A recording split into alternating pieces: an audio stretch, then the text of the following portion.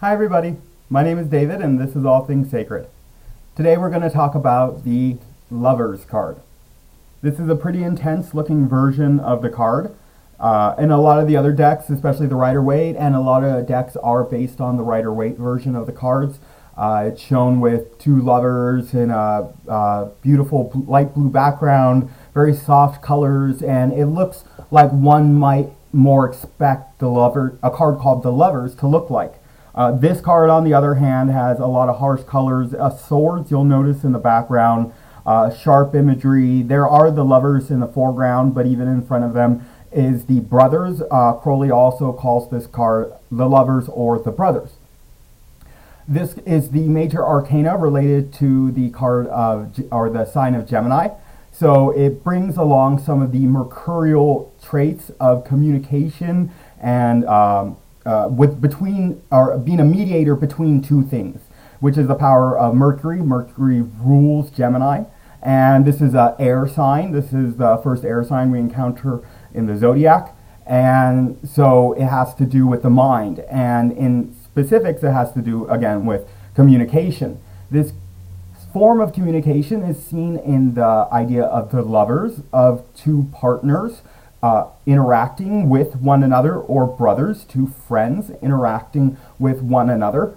They use the sword as a dissecting agent to dissect into the other individual through the discrimination, through actions and reactions, through experiences with this other character.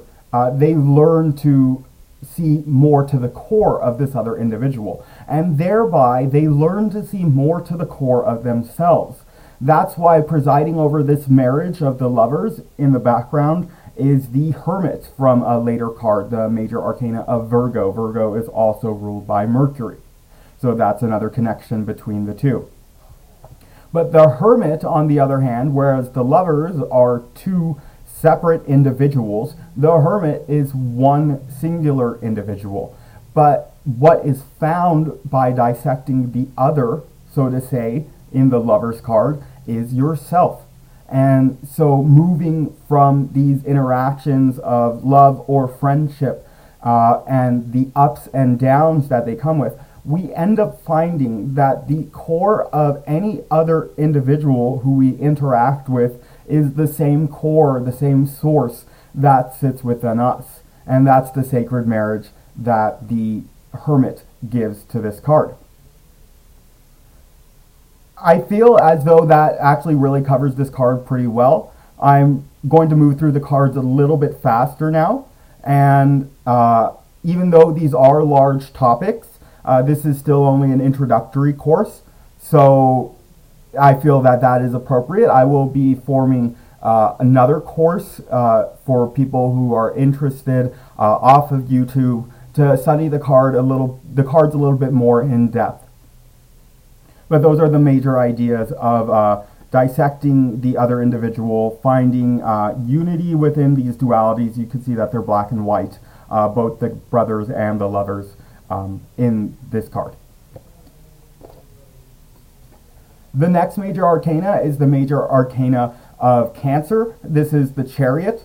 The card of Cancer, or the sign of Cancer, is when the motion gets put into all the signs. We've had in the cards, as we're following along this path, motion being instilled in the Emperor card, kind of igniting all of these cosmic parts into a moving working order that finds root in the Hierophant as people are brought together. But in our intercommunications, we need to find a way to get things forward. We found, connection and a way to connect and interact with other people in Gemini and the Lovers, aka the Brothers card.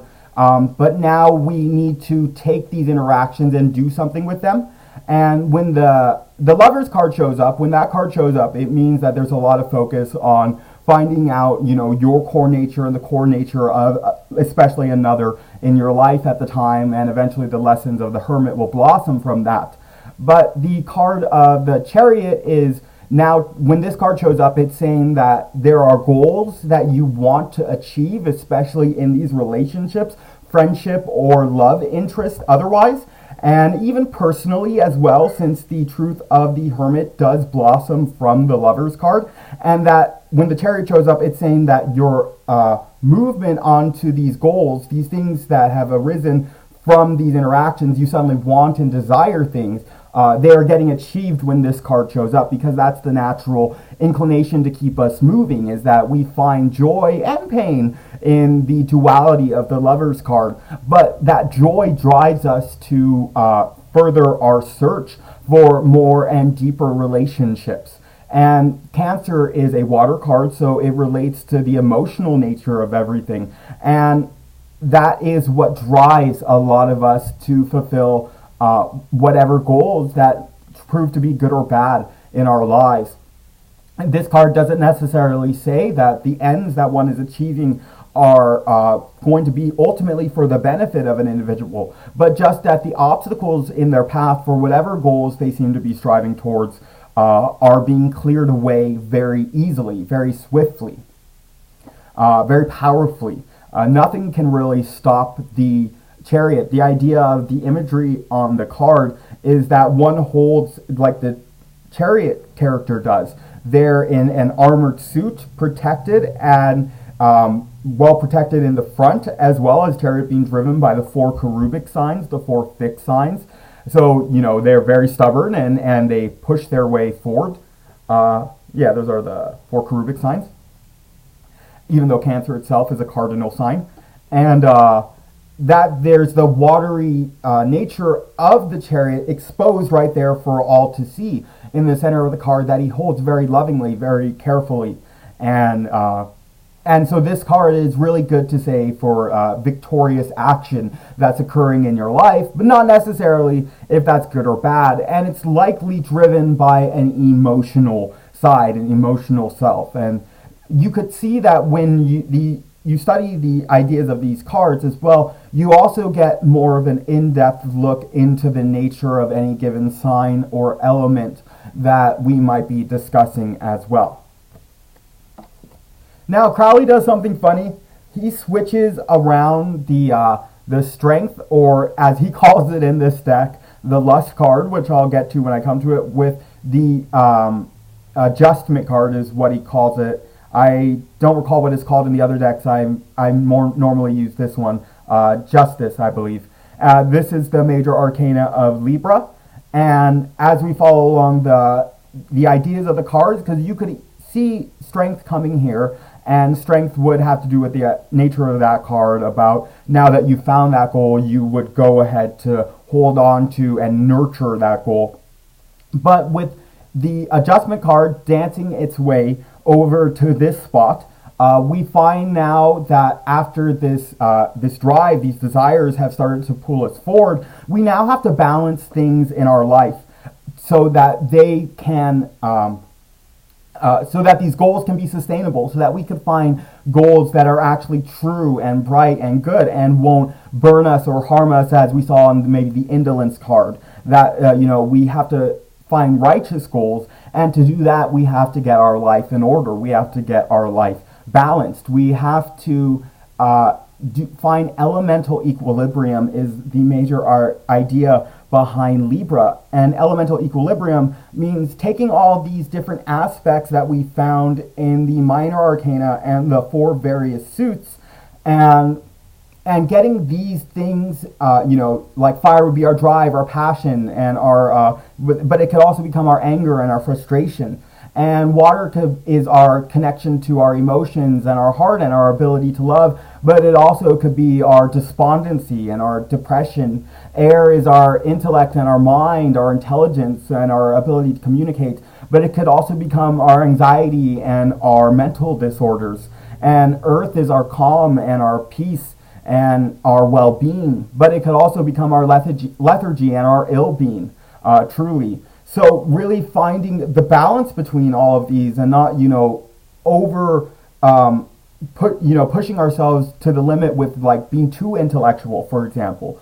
We have to find a good balance in all these elements and have all these aspects as part of our being, so that we can start to have a balanced internal sphere, a quiet mind, and actions that don't disturb our peace, so that we could start seeking the real truths that are to be found in this life, so that we could find a sort of continual and permanent happiness that is unaffected by the causes of the outside world.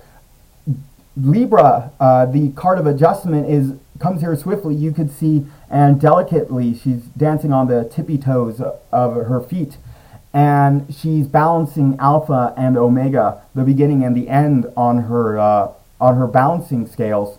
And she is the energy that comes to force us to make balances in our life and to get things in order, so that any disturbances in the world around us will not disturb our inner well-being and our ability to adjust to these situations, which is why it's such an appropriate name for the card. Justice is good because it's the idea of that divine justice, but adjustment really does start to speak more on a personal level, something that is applicable to the common individual, and its name almost speaks for itself for how it shows up in our life, in that it means adjustments are being made with or without our approval. Hopefully this card is well aspected in the reading and shows that those adjustments are being made easily.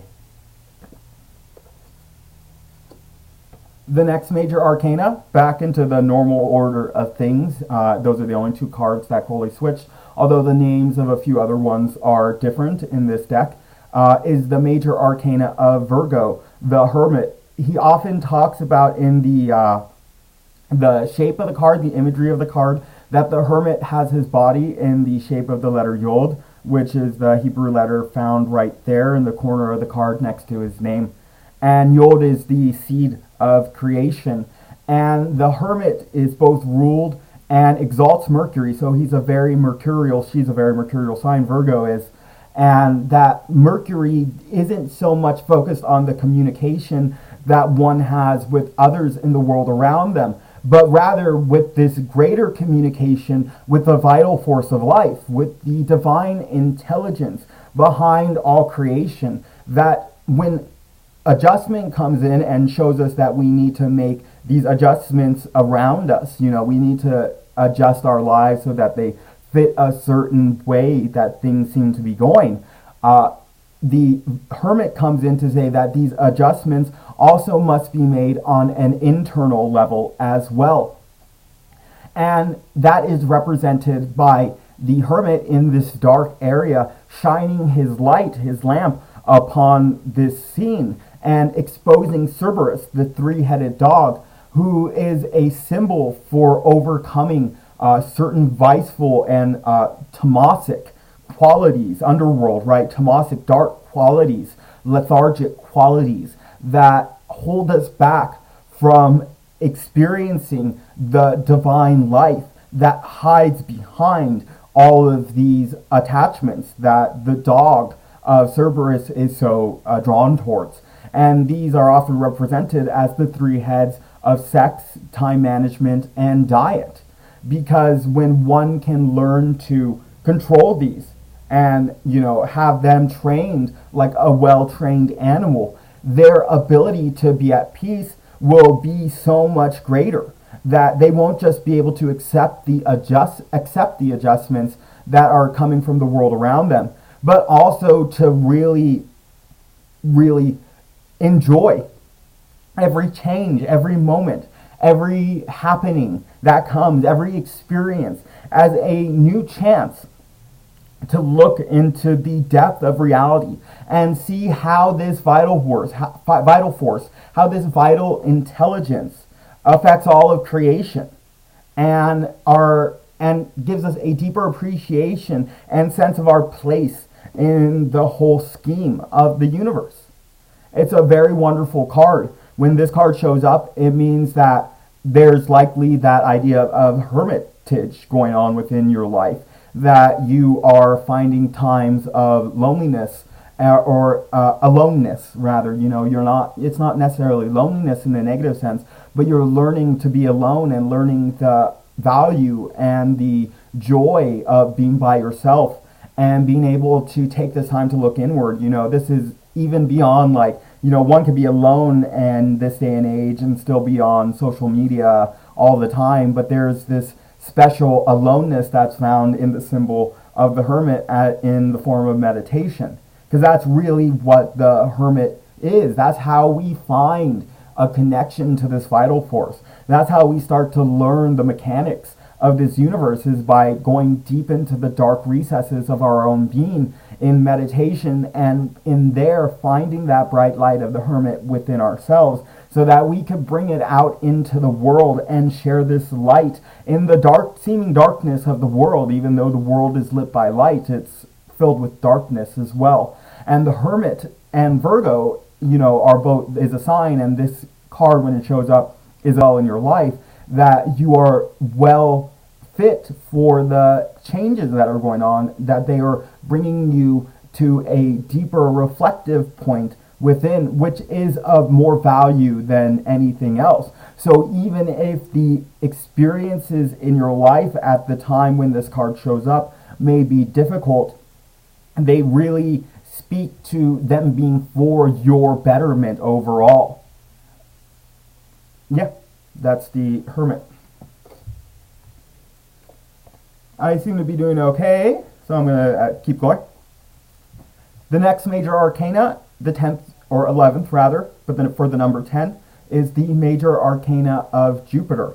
This is called the Fortune card, and its meaning is fairly straightforward. This is the wheel of fortune upon which we all revolve in our life over and over again. I didn't talk a lot about it when I went through the minor arcana, but the ace through the 10 exist in a cyclic fashion, where when one gets to the 10, they move back around to the ace when they fulfill their the potential of any given suit, and get to the 10 of any given suit, and are holding that. They can't hold on to that 10 forever, and oftentimes it usually isn't good to hold on to that 10, because sometimes we might want to, like in that oppression card for the 10 of Wands, but that it's oppression. When we look back and analyze what it is that we've gone through, we realize that we oftentimes held on to things like oppression, things that were bad for our well-being, bad for our nature, bad for our soul health, bad for our overall health in any possible way that you could think of.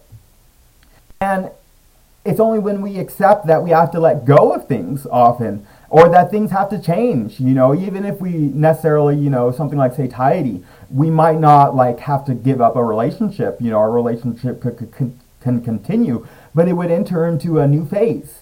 And that's the idea of this Fortune card.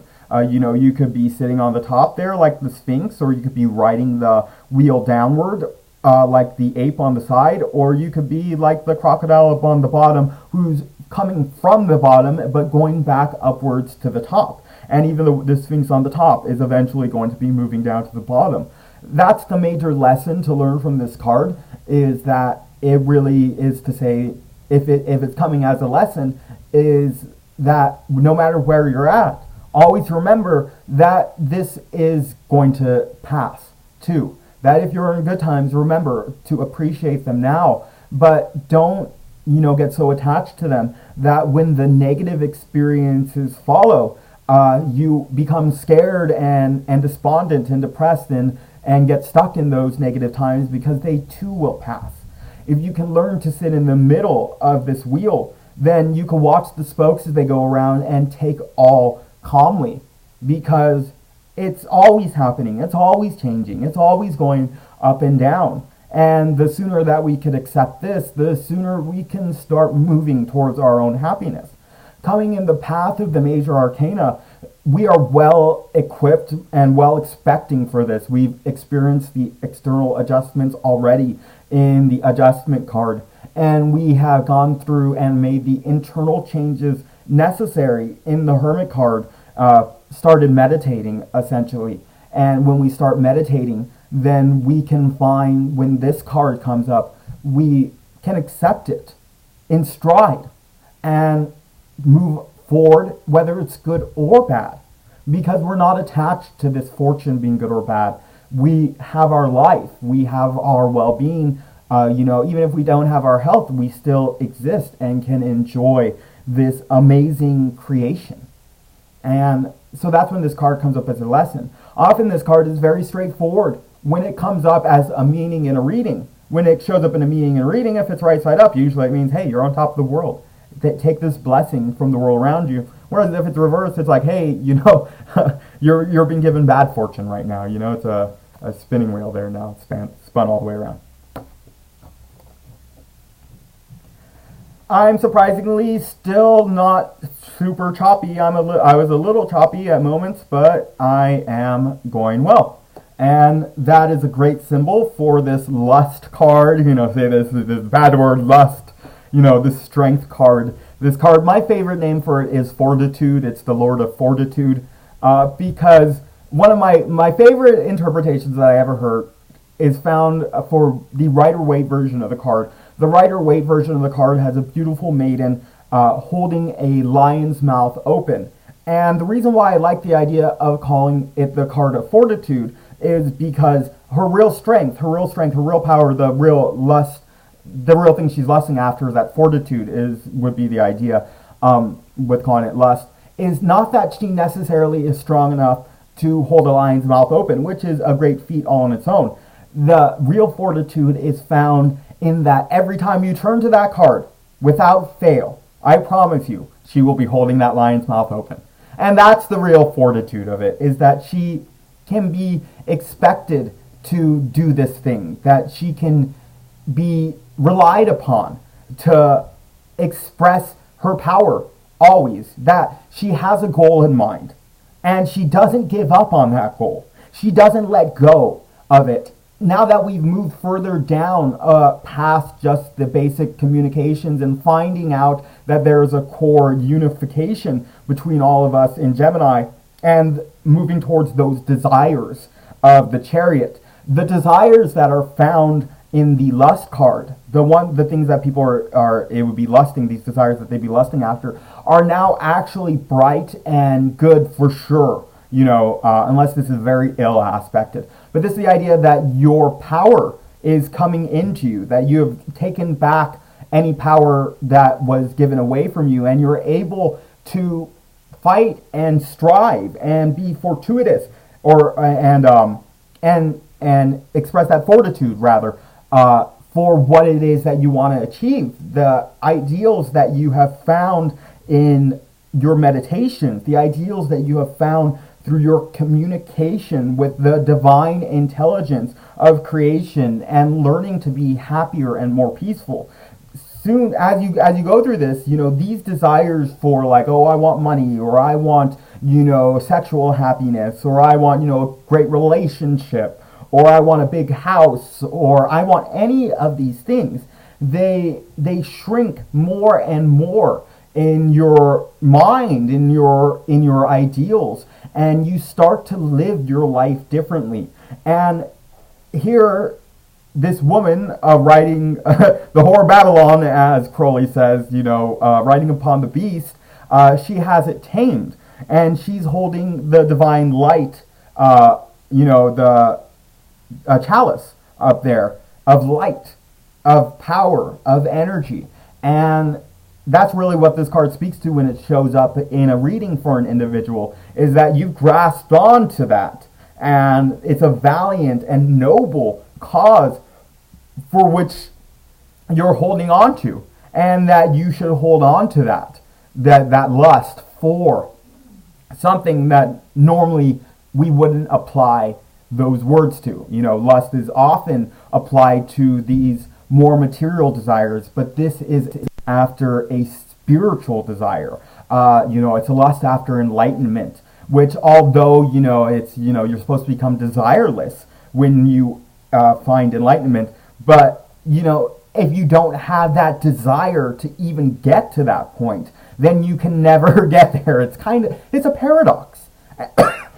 And as I talked about before, paradoxes are the way to understanding. When you can reconcile a paradox beyond your mind, because your mind can't reconcile it. It's like a robot, and it buzzes out, and then when it buzzes out, you have access then to the soul. And when you can access that, that's what you're fighting for here. That's what you're striving for, and that's what you can eventually achieve if you follow the next few cards. And, even though I haven't gone to much of the explanation why Crowley switched this card with the adjustment card, it has a really good spot here in the story of the tarot, because now that we've done the adjustments externally and internally and accepted the way that life is, it's a really good point for us to form a new sense of self. And that's what this idea and the major arcana of Leo, speaks especially towards. Leo is the idea of the birth of the ego, but having it here a little bit later in the story of the zodiac amongst the cards really speaks to, a refined ego being born, which is a great way to understand why one would move forward toward the Hanged Man card. Because, Crowley, who had a lot of affinity for the Lust card, for Leo in general, the Prince of Wands, you could see it has his insignia on it. It was his birth card. And, he had a lot of negativity for this card of renunciation, which comes after. But by placing it there, it really speaks to, the fact that when you become mature and you have a more refined ego, that, that place would normally be found with Libra, then you can be more prepared to go through the sacrifices necessary in the Hanged Man. And I'm starting to get choppy now, so I'll just use that as a preview for the next video. And thank you all so much, and have a great night.